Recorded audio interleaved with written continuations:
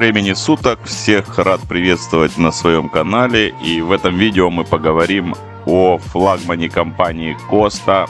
Это Costa Toscana, один из свежих и новых кораблей в линейке Costa, который был создан в 2021 году. Ну и более подробный обзор чуть далее в видео. Поехали!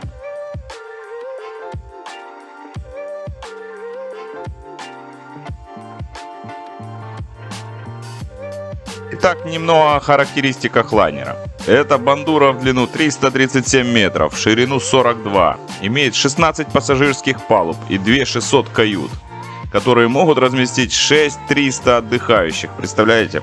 Ну, на самом деле, по сегодняшним параметрам это не такой уж и большой корабль, потому что Royal Caribbean сделают уже десяточку посадочных.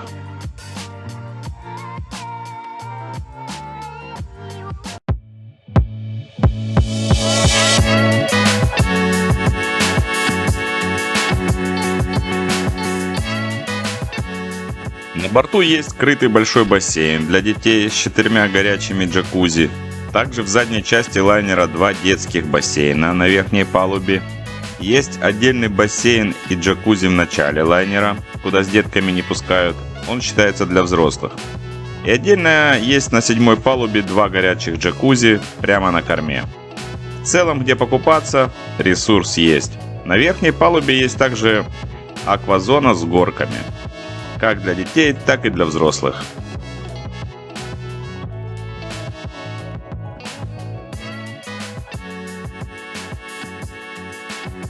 Хочу сразу забежать наперед и сказать, более подробный и расширенный обзор самого круизного маршрута выйдет в следующем видео. А сейчас мы поговорим о самом лайнере.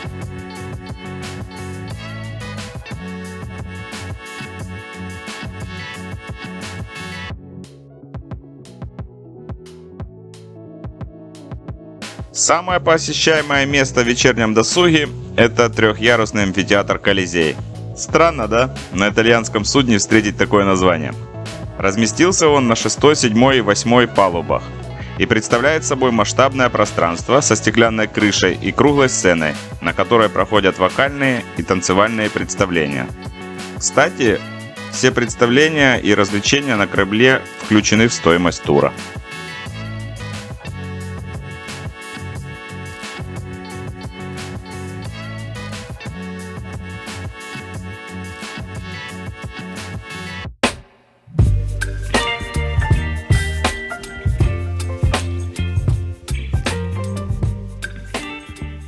В носовой части лайнера есть еще одна локация. Это главный театр Сан-Ремо.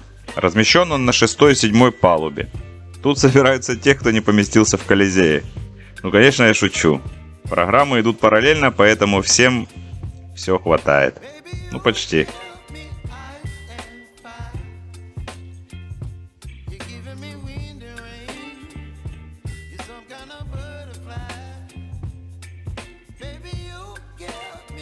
Хотелось бы подметить, что шоу-программы в вечернее время повторяются дважды. То есть, кто не успел на 20:00, может посмотреть это же шоу в 22:00. Поэтому отдыхающие просто меняются залами, и благодаря этому можно увидеть все шоу. Каждый день новые шоу, программы, поэтому скучно не будет. Пенсионеры тоже не забыты. У них целый свой лаунж со своими старыми песнями о главном.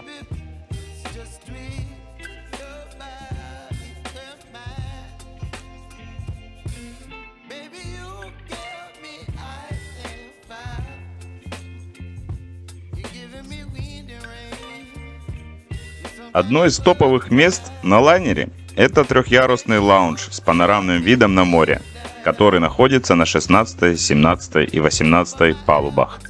А внимательные скажут: вот обманщик, говорил 16 палуб, а тут 18. Дело в том, что на лайнере есть палубы надстройки. Они, как правило, находятся на крайней верхней палубе и предназначены для досуга.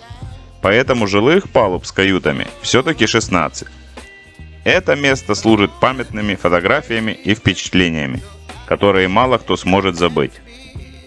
Ну что, нагуляли аппетит? Айда кушать!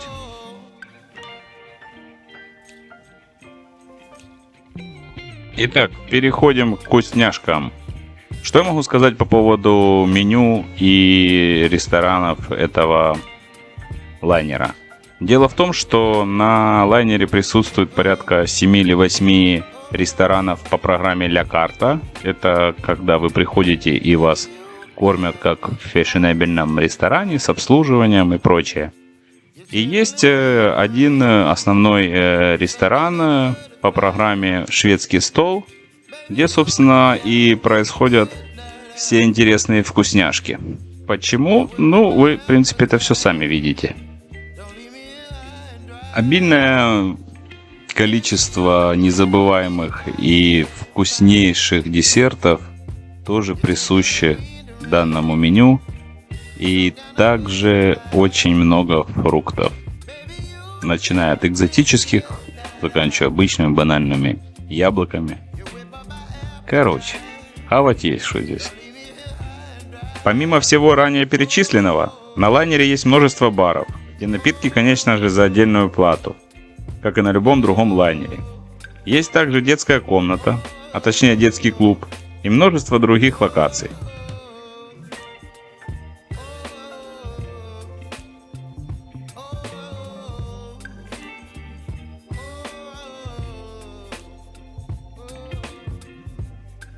Ночью лайнер имеет абсолютно другой облик.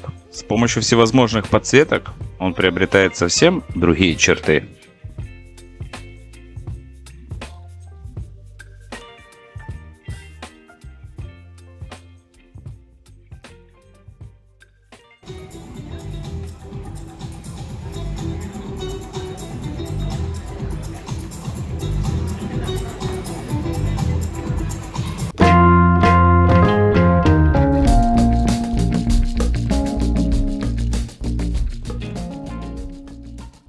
Ну и напоследок, друзья, не стесняйтесь, подписывайтесь на канал, а кто уже подписался, жду ваших комментариев.